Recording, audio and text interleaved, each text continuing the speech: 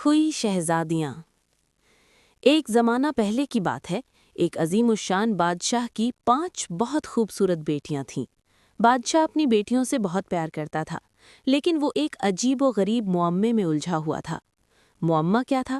ہر صبح جب شہزادیاں اپنے کمرے سے باہر آتیں تو وہ بہت تھکی ہوئی نظر آتیں اور ان کے ریشمی جوتے بالکل پھٹے ہوئے ہوتے تھے۔ بادشاہ نے ان سے کئی بار پوچھا کہ تم رات کو کہاں جاتی ہو، لیکن شہزادیاں ہمیشہ یہی کہتی کہ وہ رات بھر اپنے کمرے میں سو رہی تھیں۔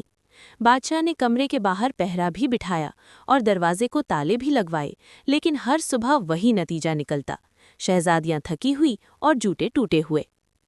ایک غریب سپاہی کی آمد۔ آخر کار بادشاہ نے اعلان کیا کہ جو کوئی بھی اس راز کو فاش کرے گا اسے انعام دیا جائے گا۔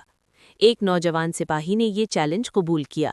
راستے میں اسے ایک بوڑھی عورت ملی جس نے اسے ایک جادوئی لبادہ انویزیبلٹی کلوک دیا جسے پہن کر وہ غائب ہو سکتا تھا۔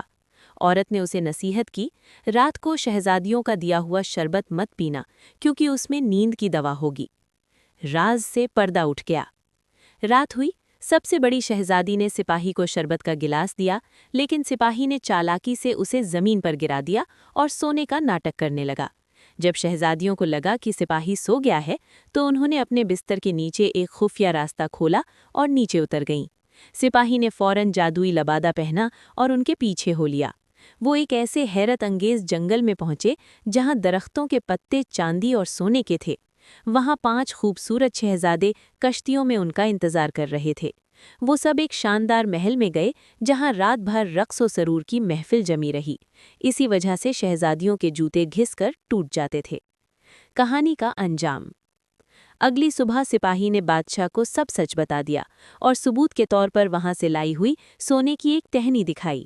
شہزادیوں نے بھی اپنی غلطی تسلیم کر لی اور بادشاہ سپاہی کی ذہانت سے بہت خوش ہوا اور اس کا نکاح سب سے بڑی شہزادی سے کر دیا، اور وہ سب ہنسی خوشی رہنے لگے۔